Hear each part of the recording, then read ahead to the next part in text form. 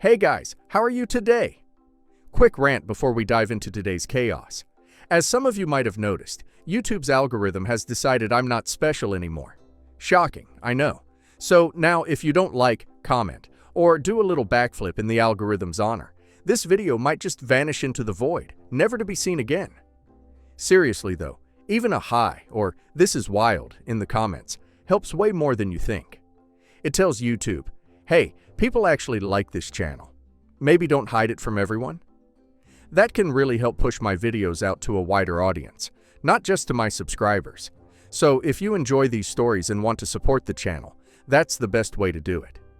Now grab a drink, get comfy, and enjoy the drama. You won't want to miss this one. I, 32 female, am mom to a wonderful little boy, Francis 1 male. A few weeks ago, we celebrated his first birthday, a day I had been excited about since he was born. But instead of celebrating as a family, my husband, Pete, 33 male, chose to skip it entirely. Pete and I had been working on plans for Francis's first birthday for months.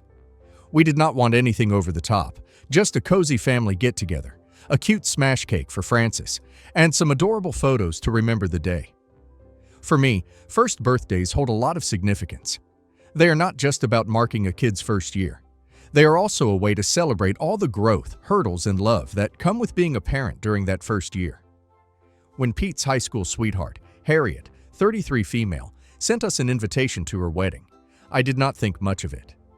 Pete had always been open about his past relationship with Harriet, and while I occasionally felt a pang of insecurity over their friendship, I trusted Pete enough to let it go. The issue arose when the wedding date turned out to be the same day as Francis's birthday. I immediately assumed Pete would prioritize our son's milestone over a wedding. It was not even a question in my mind.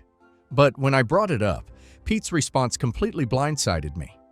He told me quite matter-of-factly that he would be attending Harriet's wedding and that I should understand because weddings are once-in-a-lifetime events, whereas birthdays happen every year.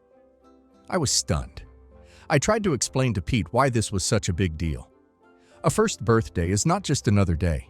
It is a moment of celebration, a reflection of all the love and effort we have poured into our son during his first year of life. I reminded him that there would only ever be one first birthday for Francis. But Pete refused to see my side of things.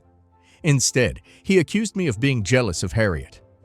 According to Pete, my objections were not about Francis at all. They were about my insecurities and my inability to be happy for someone else. I could not believe what I was hearing. It was not about Harriet.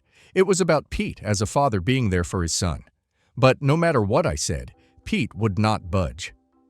The night before Francis's birthday, Pete packed his bag and left for the wedding. He kissed me on the cheek, told me not to make a big deal out of it, and walked out the door without a second thought. I felt a knot in my stomach as I watched him leave, knowing this moment would change the way I saw him forever. On Francis's birthday, I put on a brave face and focused on making the day as special as I could for my baby. I decorated the living room with balloons and streamers, baked a cake, and invited family over to celebrate. Everyone came with gifts, showering Francis with love. He laughed, clapped, and smashed his little cake with joy. But no matter how happy Francis was, I could not stop noticing the empty chair where Pete should have been. The sadness and anger were impossible to ignore. In the middle of the party, Pete called. I stepped into the kitchen to answer, and he sounded upbeat, asking how the celebration was going. I could hear music and laughter in the background, the sounds of Harriet's wedding. It made my stomach churn. He did not ask about Francis or apologize for not being there. He just wanted to know if everything was fine. I kept the conversation short, not wanting to let his indifference ruin the day. But the moment stuck with me. After the party ended and everyone left, I sat alone in the living room feeling like a single parent. When Pete came home 2 days later, he acted like nothing was wrong. He walked in with a big smile, talking about how beautiful Harriet looked, how emotional the ceremony was, and how glad he was to have been there for her. I felt like I was living in an alternate reality. How could he not see the problem here? When I told him how hurt I was, Pete brushed it off. He said I was being dramatic and that I needed to let it go. According to him, I was focusing too much on one small thing and ignoring the bigger picture. He said it was not a big deal that he missed Frances's birthday because he would be there for the rest of them. He even accused me of being selfish for making him feel bad about attending the wedding. The more he spoke, the angrier I felt. This was not just about the birthday. It was about what his actions said about his priorities. Pete had chosen Harriet over Frances, over me, over our family. And instead of taking responsibility for that choice, he was doubling down and blaming me for being upset. I spent some time thinking about everything that went down. This past year, I poured my heart and soul into our family. I was up late taking care of Francis through his teething pains, woke up early to make sure he was fed and taken care of, and gave up a lot to keep our home in order. I quit my job to be around and take care of everything. Meanwhile, Pete had it easy. He went to work, came home, went to parties, stayed out for as long as he wanted to, and got to enjoy the fun parts of being a parent without facing the tough stuff. I do not know why I did not realize this before, but he never worked around the house or looked after Francis. He was busy with his own life, and when it was his turn to really show he cared about our family, he decided to walk away. It felt like a huge wake-up call. I realized I could not stick around in a marriage where I did not feel appreciated, where my emotions did not matter, and where our son was not the main focus. So, I decided to take the tough step of filing for divorce. When Pete came home and saw the papers, he was furious. He accused me of being petty and overreacting. He said I was tearing our family apart over one mistake and that I was acting out of jealousy and spite. He even tried to make me feel guilty, saying I was depriving Francis of a father because of my pride. But I stood my ground. This was not about pride. It was about respect, love, and what I wanted to model for my son. I could not let Francis grow up in a household where one parent's feelings and needs were constantly disregarded. I wanted him to see what it looks like to set boundaries and demand to be treated with respect.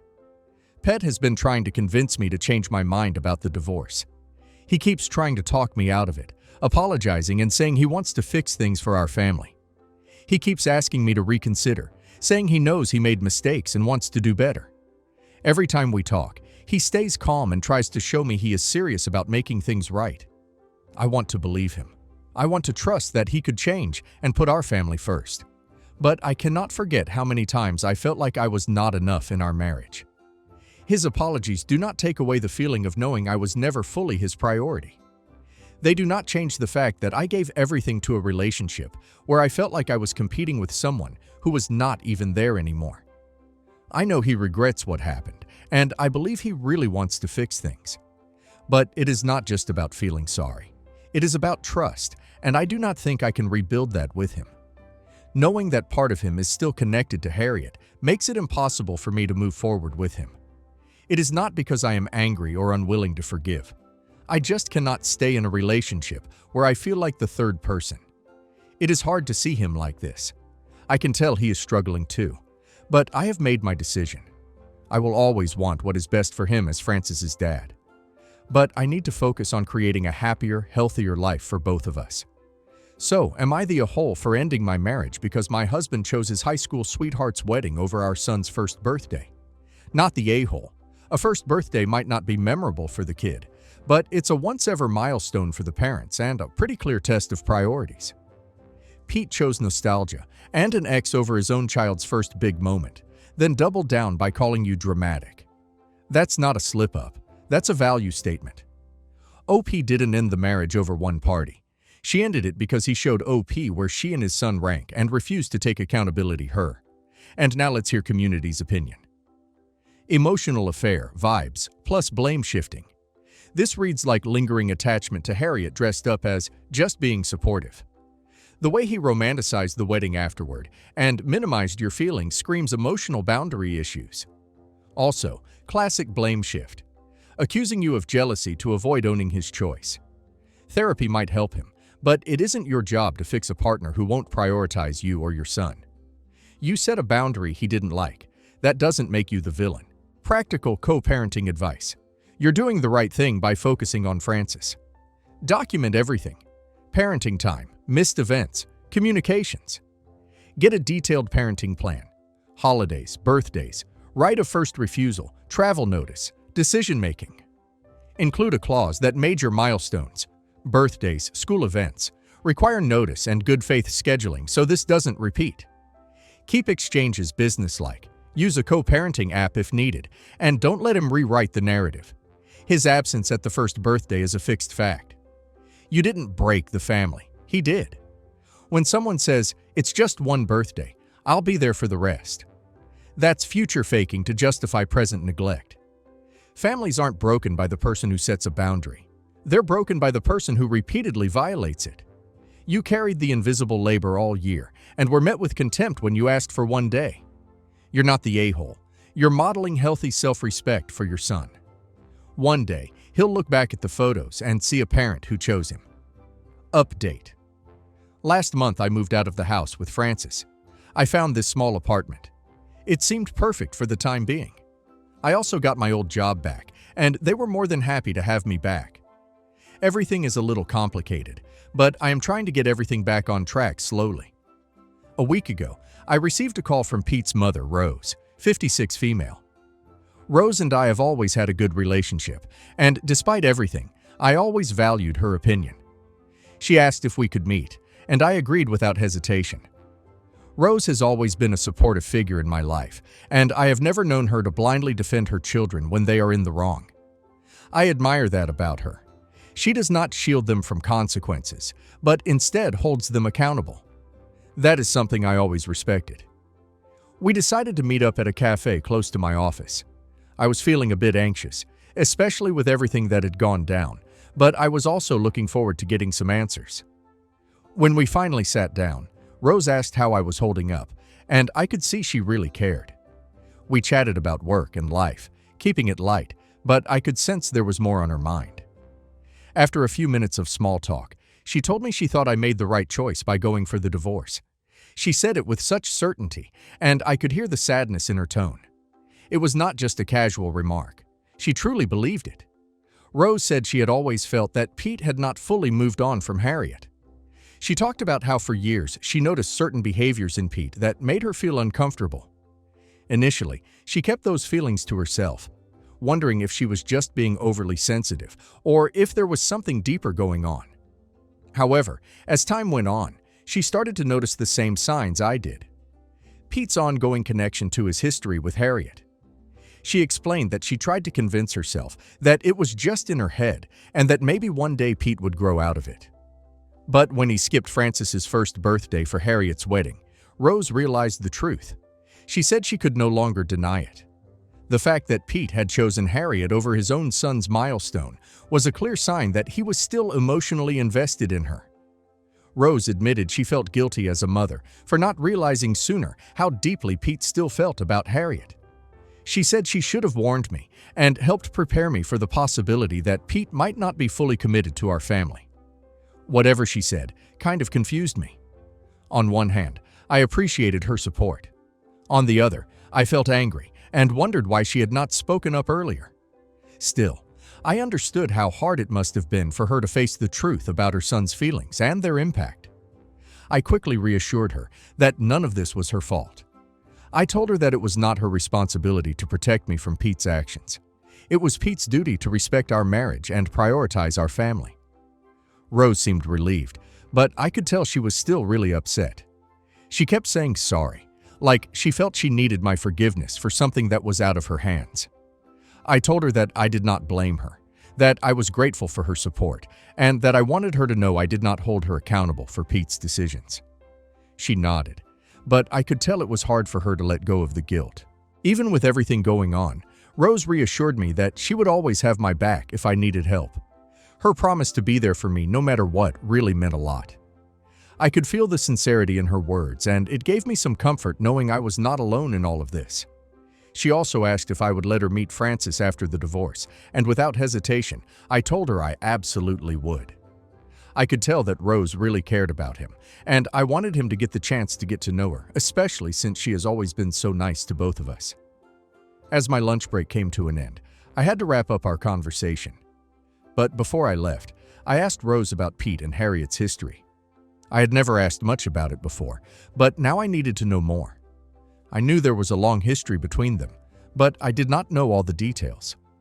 Rose told me she would share the full story the next time we met. I left the cafe feeling lighter, knowing that Rose had my back and that we had made plans to meet again soon. Even though I appreciated Rose's support, I could not shake the feeling that something was off. I was married to a man who, despite all our years together, was still in love with his ex-girlfriend. That realization hurt more than I can explain. I feel so betrayed. I put my all into our marriage, our family, and into Pete. Still, it was not enough to stop him from holding on to his past. I believed I was enough for him, but it turns out I was not. I cannot deny that it stings, and as much as I try to make peace with it, I cannot help but feel like I have been deceived. I'm looking forward to hearing more from Rose next time we meet. But it is hard to shake the feeling of betrayal. How could I have been so blind to it all? It is a hard pill to swallow, but I am trying to focus on the future and what is best for Francis and me. It just feels strange knowing that I was married to a man who was never truly over his ex. It is a lot to process, and I am still figuring out how to move forward. Update 2. A few days ago, Pete came over to see Francis.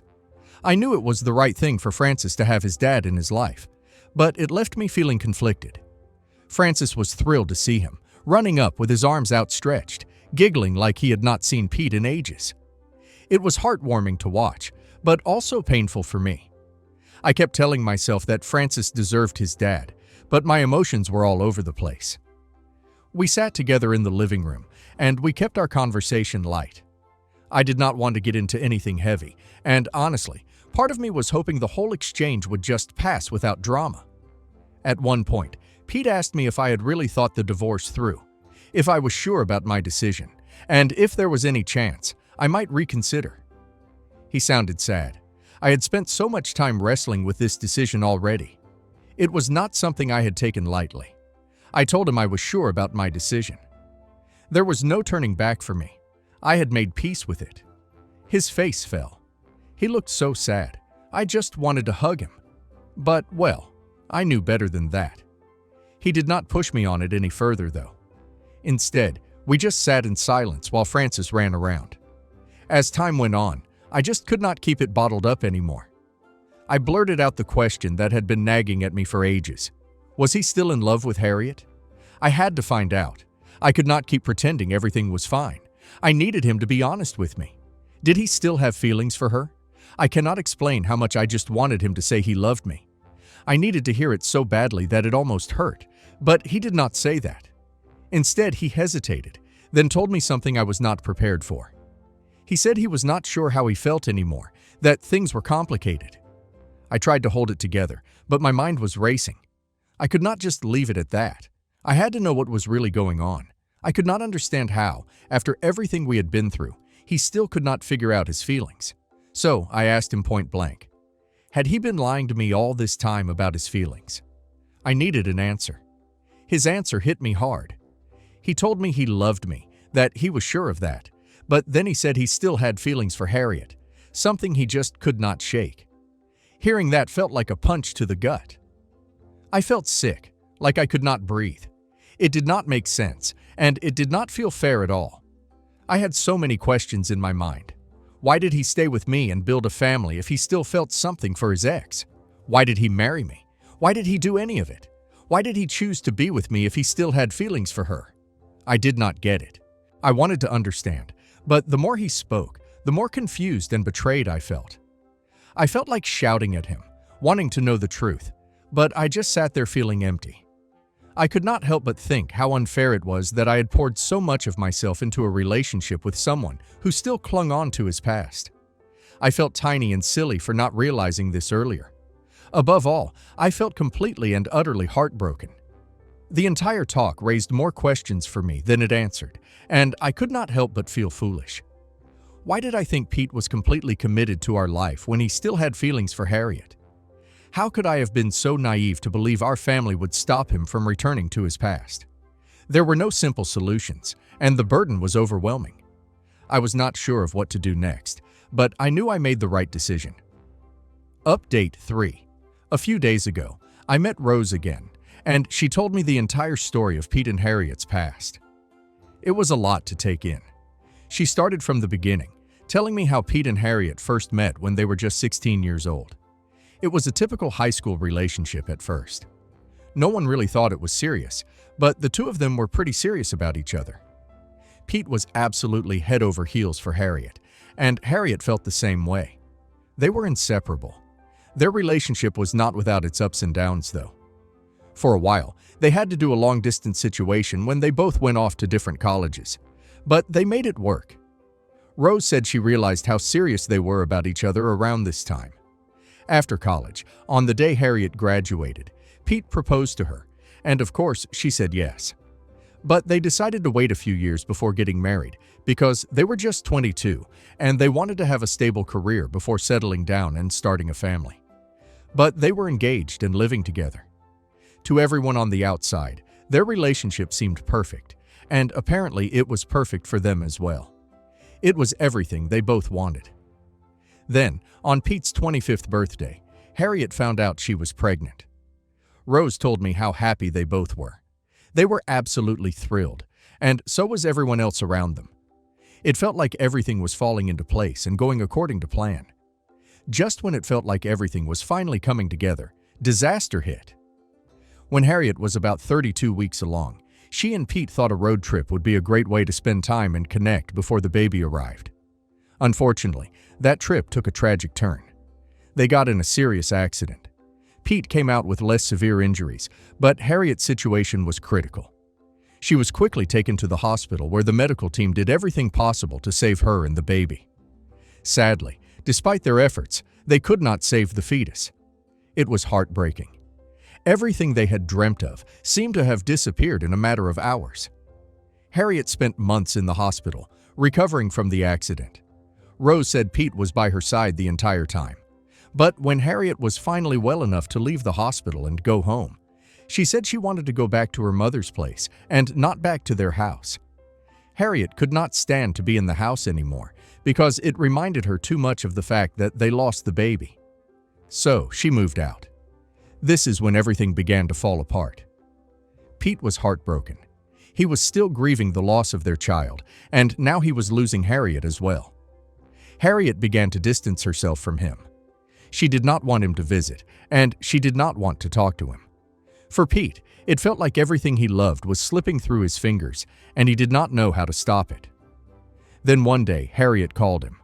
Rose said that when Pete saw her name on the caller ID, he was so happy that she finally reached out to him. But when he picked up the phone, Harriet told him that being in a relationship with him had become too difficult. She could not handle being with him anymore because she felt like he was the reason they had lost the baby. She blamed him, and that was something Pete just could not take in. She said since he was driving the car, he should have been more careful. Rose said it was not his fault at all. Another car was speeding on the wrong road and it hit their car. Pete was as careful as he could be. For months, Pete spiraled into a deep depression. Rose told me that he barely left the house. He could not find the strength to do anything. But then after months, Harriet reached out to him again. She apologized for blaming him for the loss of their child. She admitted that she was wrong, and she said she wanted him to be a part of her life again. She told him she could not go back to being his partner because the loss was still too fresh, but she did not want to completely cut him out of her life. Pete was still heartbroken. He still loved her. They talked, and they decided that no matter what happened, they would always be there for each other. They would always show up for each other no matter what happens, no matter where they are. And that was it. They made a pact that neither of them has broken yet. Around 2 years after this, I came into his life. I was the first person he had been with after Harriet.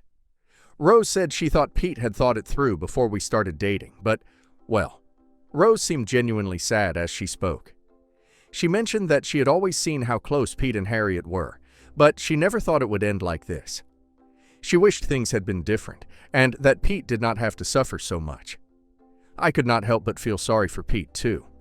It was a tough conversation, but I understood so much more about Pete now, and I could see how much he had been carrying for all these years. Update 4. Pete and I met the other day, and it brought up a lot of emotions I've been trying to sort through. On one hand, I truly feel bad for him. He has been through so much. It is clear that those events still weigh heavily on him, and I would not wish that kind of pain on anyone. But at the same time, I cannot bring myself to forgive him for how he handled things with me. He knew he still had unresolved feelings for Harriet. Yet, he chose to marry me, let me build a life with him, and give up so much for our family. All the while, he was never fully there, not emotionally, not in the way a partner should be. His tragedy does not excuse the way he treated me. Our meeting was to discuss the details of the divorce, but it ended up being more than just that. Thankfully, it was not confrontational or messy. We both agreed we would not take the divorce to court. Neither of us wanted to draw this out any more than necessary. We are lucky in a way, because we already had a strong prenup in place, so there were not any issues with dividing assets or arguing over finances. That part went surprisingly smoothly, and it was a relief to have one less thing to worry about. When it came to Francis, we were on the same page. We both love him more than anything, and we knew shared custody was the best option. Even though we had sorted out most of the practical details, Pete could not help but bring up the divorce itself. He asked me again if I was absolutely sure about it. He apologized for everything, his mistakes, his inability to let go of Harriet, the pain he caused me. I could tell he was genuinely sorry, and it was not easy to hear. I wanted to believe him, and in many ways I did. But his apology, as heartfelt as it was, did not change how I felt. I told him that it meant a lot to me that he acknowledged where he went wrong. But I could not go back to how things were. Knowing that he still has feelings for Harriet, even after everything we have been through, was a line I could not cross. It was not something I could ignore or pretend did not matter. It changed the way I saw our relationship and what I deserved from it. Pete did not push me after that. He seemed sad, but maybe even relieved in some way that we were finally being honest with each other. But there was still some tension between us. So that is where things are now. We are on good terms. We are friends even. We will see each other a lot because of Francis. And right now we are just waiting for the divorce to get finalized. I will not lie. Sometimes I just want to go back to him and work things out. But I snap out of it within seconds. This is way harder than I would have liked. Update 5. I am officially divorced now. Saying that out loud feels strange, but at the same time, it is a relief. I want to thank everyone who was so kind to me. Your encouragement has meant more to me than I can explain. Many of you asked about my family. My parents have been incredibly supportive. They have helped me out whenever I needed. They were just there and they are amazing. Right now, my priority is Francis. My focus is just to give him the most amazing life. Now, since the divorce, I have seen Pete a lot because of co-parenting. At first, it was hard. There is still this tension between us, but I think that is normal. But it is a lot easier now. Things are working. Francis is happy, and that's all we care about. Hopefully, things will get better with time.